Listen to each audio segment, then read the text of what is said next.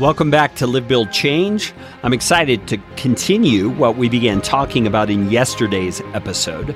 If you didn't hear that episode, it's the Morning Mindset number 175. It was published on 6/24.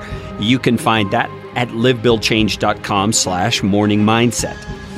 But I want to continue talking about this idea of stewardship, that we are responsible for this life that we've been given. And it's not just the things we have in our lives, like our family and our house and our car and our money. That's not the only thing we should think about when we're thinking of stewardship. We also need to think about this very life we've been given and the things that make it up, such as our personality, such as our bent, such as the way we go about doing things and the effect it has on people. And I introduced yesterday the concept of viewing those sorts of issues, the things that are failings in your life that you know you need to work on, so to speak, viewing those as a project, much like you would a home renovation project.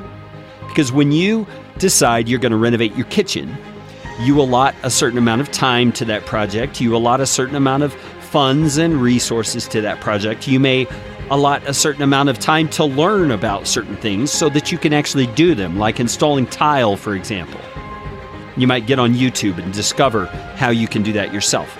You're going to devote time to the shopping for your supplies and all of that kind of stuff. Well, in the same way, we can take these things like impatience, like an insecurity over, say, your weight or the way you speak or the way you look, and we can make a project out of it with God's help.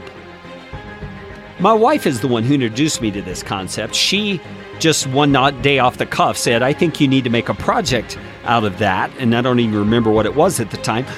But that was intriguing to me. And I said, explain to me what you mean by that.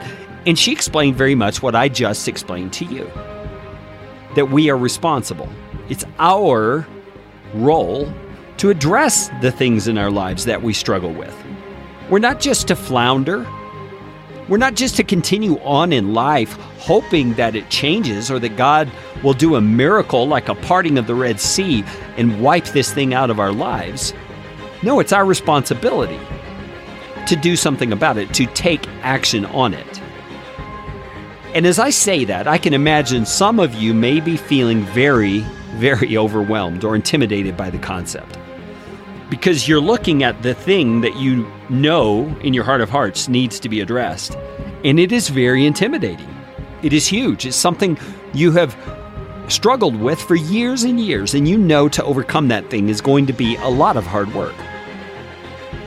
And I can't disagree with you about that. I know it will be a lot of hard work. But I believe that with God's help and with your belief in His ability to help you, you can begin seeing significant progress in that area that you have in mind. So here's how I recommend you begin this process. First of all, you may want to get out a piece of paper and a pencil, or jot it on your phone or computer, whatever is best for you, and begin praying that God will show you which of the many possible projects you could work on you should be working on. Begin praying about that. Make the list. Start writing them down, asking God to show you.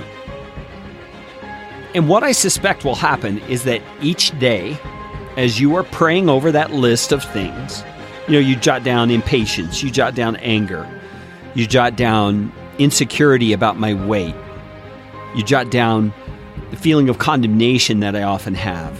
You make your own list. And then you begin praying over that list, asking God to show you which of these He would have you address first, which of these He would want you to make a project out of, which of these He is bringing all the resources of heaven to bear upon to help you overcome it. And daily, as you pray about that, I believe what's going to happen is one thing on that list is going to begin to rise to the surface. It's the one that's going to prick your conscience the most. It's the one that's going to draw your heart toward it as the thing you're most grieved over, the thing you want to eliminate the most. On tomorrow's episode, I'm going to give you the next step